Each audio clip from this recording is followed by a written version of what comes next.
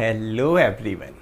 पिछले लेक्चर में हमने स्टार्ट किया था स्ट्रक्चर ऑफ स्केलेटल मसल, जिसमें हमने उसका पूरा फॉर्मेशन देखा था कि किस तरीके से सबसे पहले आपकी मसल सेल रहेंगी, फिर मसल सेल मिलकर क्या बन रही थी, एक मसल बंडल, और बहुत सारे मसल बंडल एक साथ मिलकर बना रहे थे आपकी एक होल मसल, एक होल स्केलेटल मसल।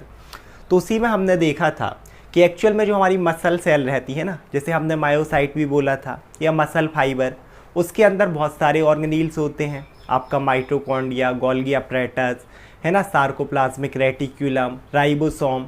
तो ये तो नॉर्मल है, जैसे हमने माइटोकॉन्ड्रिया सही में पढ़ा कि प्रोडक्शन ऑफ एनर्जी करेगा, वही फंक्शन रहेगा। गोल्गी अपरेटस का लेबलिंग पैकेजिंग रहेगा। एक जो अलग ऑर्गेनील्स था दैट इज मायोफाइब्रिल, जिसे हम इस लेक्चर में कवर करेंगे।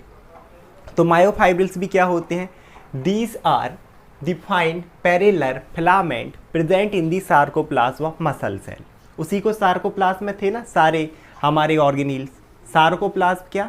ऐसा फ्लूइड जो मसल सेल के अंदर प्रेजेंट है। तो इससे हमें समझ में आया कि ये क्या है, फिलामेंट्स हैं। फिलामेंट्स को और आप क्या बोल सकते हो? फिलामेंट्स का सीधा मतलब होता है, अगर हम हिंदी में देखें तो रेसे, आप बोल सकते हो तंतु, है ना। तो एकदम ये क्या रहेंगे, फाइबर्स आप बोल सकते हो, छोटे छोटे स्ट्रक्चर सार्कोप्लाज्म में प्रेजेंट है। इसके अलावा एक वर्ड लिखा है पैरेलल। पैरेलल का क्या मतलब होता है कि इस तरीके से अगर मैं एक पूरी मसल बनाऊं, ये एक हमारे पास एक होल मसल है बड़ी, इस तरीके से हमने देखा कि एक मसल है, इसके अंदर ही ये प्रेजेंट है हमारे, या ठीक है ये मसल सेल है एक, है ना, या हम क्या बोलते हैं मसल फाइबर, या आप बोल दो मसल सेल। इसी के अंदर पूरा साइटोप्लाज्म, इसी में इस तरीके से एक ये हो गया मान लो आपका मायोफाइब्रिल, एक और ये रहेगा आपका मायोफाइब्रिल, फिर तीसरा, फिर चौथा, एक दूसरे के पहले पैरेलल रहते हैं, ठीक है। इसके अलावा अगर ये हमारी पूरी मसल सेल है, उसकी पूरी लेंथ में एक एंड से लेके दूसरे एंड तक ये बहुत सारे प्रेजेंट होते हैं इस तरीके से। तो दे present through out the length of entire muscle fibre, पूरा एक साइड से लेके दूसरे साइड तक प्रेजेंट होंगे। इसके अलावा अगर लेंथ की बात करें, जैसे मैंने पहले ही बताया था कि एक मायोफाइब्रिल की बहुत सारे होते हैं, एक मायोफाइब्रिल्स की जो लेंथ होती है ना, वो 1 सेंटीमीटर से लेके 4 सेंटीमीटर तक वेरीज कर सकती है यूजुअली, और होती है 3 सेंटीमीटर, तो आप 3 सेंटीमीटर लिख सकते हो।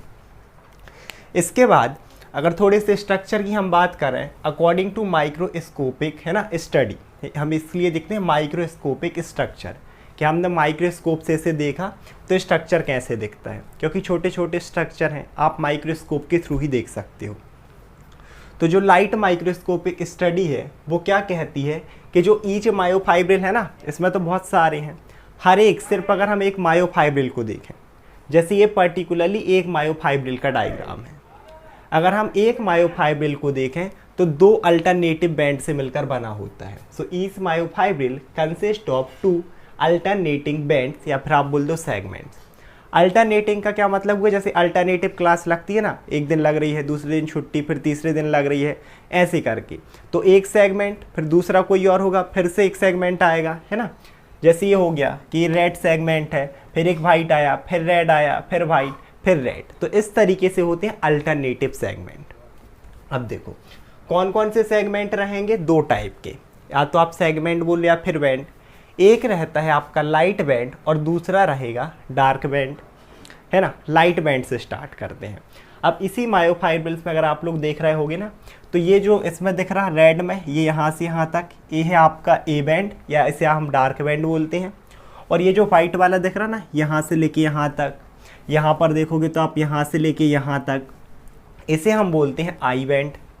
अब आई बैंड क्यों बोले, है ना, लाइट बैंड यहाँ पर देखो लिखा है लाइट बैंड, लेकिन हम इसे और भी क्या बोलते हैं, आई बैंड।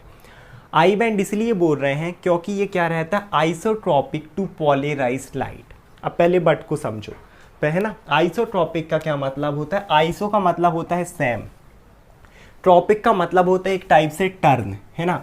तो सेम टर्न, जो चीज़ सेम टर्न होगी। अब देखो इसको समझो। और पोलराइज्ड लाइट, अब मैं नॉर्मली लाइट भी लिख सकता था, लेकिन पोलराइज्ड क्यों? तो लाइट क्या होती है, जैसे 2 टाइप की, एक होती है नॉन पोलराइज्ड।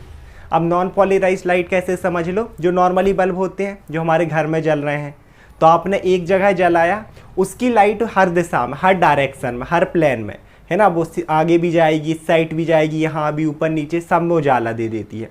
ये होती है अनपोलराइज्ड। पोलराइज्ड लाइट क्या होती है? ऐसी लाइट जो, जिसे हम बोलते हैं ना लाइट, या फिर आप बोल दो कि उसकी वेव्स एक ही प्लेन में मूव करेंगी। कैसे? जैसे अनपोलराइज्ड में तो समझ में आ गई कि जो बल्ब घर में जल रहा सभी में उजाला दे रहा। जैसे पोलराइज्ड में आ जाएगी आपकी लेज़र लाइट। लेज़र लाइट को आप देखना कि आप जिस डायरेक्शन में, पर्टिकुलरली जहाँ पर आप देखोगे सिर्फ वो वहीं पर एक डॉट टाइप का जलता है, क्योंकि वो एक ही प्लेन में मूव करती है, आपकी पूरे कमरे में वो रोशनी नहीं देगी। तो सेम एज क्या होता है कि जब हम यही पोलराइज्ड जो लाइट रहेगी ना, मीन्स लेज़र लाइट, आप क्या करोगे, किसके थ्रू पास करोगे? इसी लाइट बैंड के थ्रू। ये लाइट बैंड इस तरीके से, अगर हम इसी के थ्रू लाइट को इस तरीके से पास कराएं, पोलराइज्ड लाइट को इस तरीके से आई, तो अब इसका जो रिफ्रैक्शन है ना, इस एरिया से जैसे ही जाएगी, light rays are refract at same angle, तो उनका जो रिफ्रैक्शन होगा ना, जैसे इस तरीके से आई, बिल्कुल सेम डायरेक्शन में ही उनका क्या होगा? रिफ्रैक्शन। बिल्कुल जरा सा रिफ्रैक्ट बस होगी अपने रास्ते से, बाकी एंगल वही होगा, डायरेक्शन भी वही होगा। इसीलिए इनने से बोल दिया I band, means isotropic band, मतलब इससे आपकी जो वाइट लाइट है वो पास हो रही है सेम डायरेक्शन में। इसके बाद दूसरा हम देखें तो हमारे पास है डार्क बैंड। अब डार्क बैंड को हमने एक और नाम दे दिया, हम इसे बोलते हैं ए बैंड। ए बैंड क्यों बोलते हैं? क्योंकि ये होता है अनआइसोट्रॉपिक, है ना। अन मतलब जैसे आप क्या बोल सकते हो कि अन मतलब होता है नॉन या नॉट, आइसो मतलब सेम, और ट्रॉपिक जिसमें आपकी जो टर्न है वो सेम नहीं रहेगी, है ना। अनआइसो का मतलब हो जाएगा, जैसे उसका था सेम, अनआइसो का मतलब जो चीज़ सेम नहीं है, तो इसमें जो टर्न होगी ना वो सेम नहीं होगी। मतलब जब भी आप इस एंगल से, अब अपन वाइट लाइट, पोलराइज्ड लाइट को किससे पास कराएंगे? इस डार्क बैंड से। तो जो लाइट रेस है ना वो ऑपोजिट एंगल में, एक तो डिफरेंट डायरेक्शन में, light rays are refract at different direction और डिफरेंट एंगल।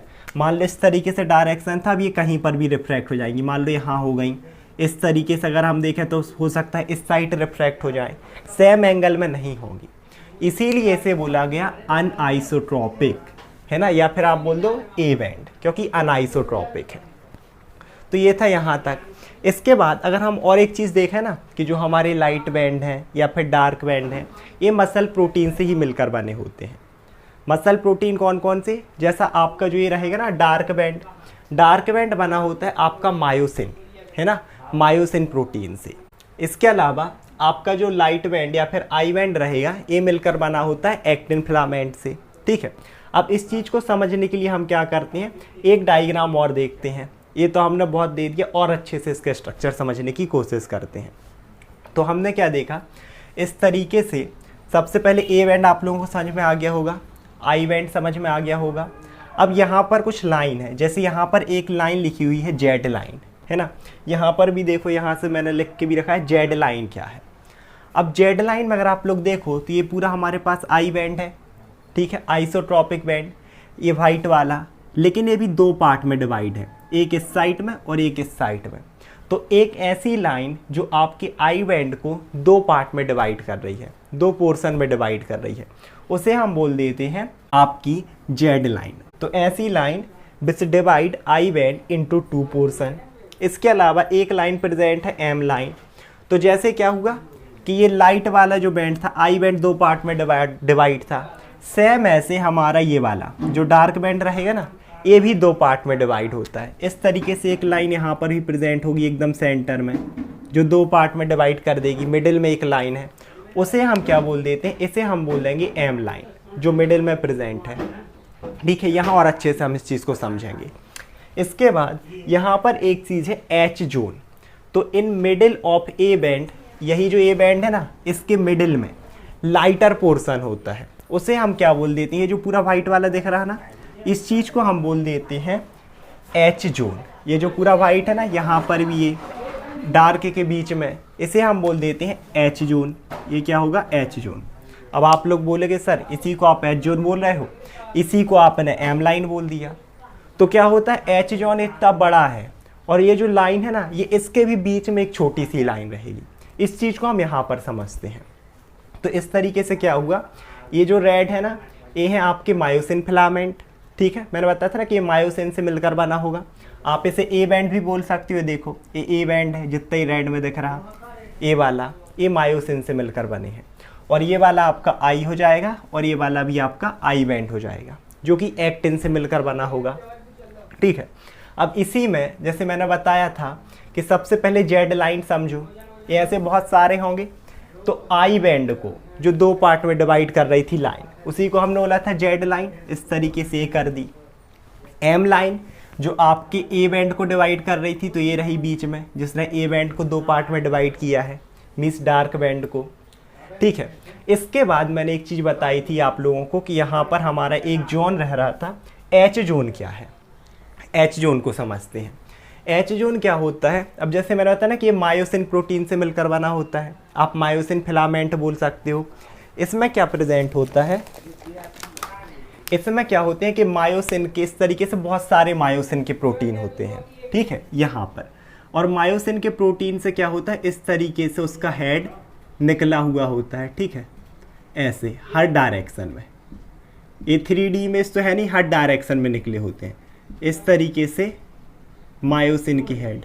सेम ऐसे इसमें भी होंगे, यहाँ पर, यहाँ पर, यहाँ पर, यहाँ पर, सब में हेड निकले होते हैं, यहाँ पर, यहाँ पर, यहाँ पर, यहाँ। तो इस तरीके से आप देखोगे तो हमने क्या देखा कि ये था हमारे पास पूरा मायोसिन फिलामेंट, या फिर आप इसे क्या बोल सकते हो, डार्क बैंड।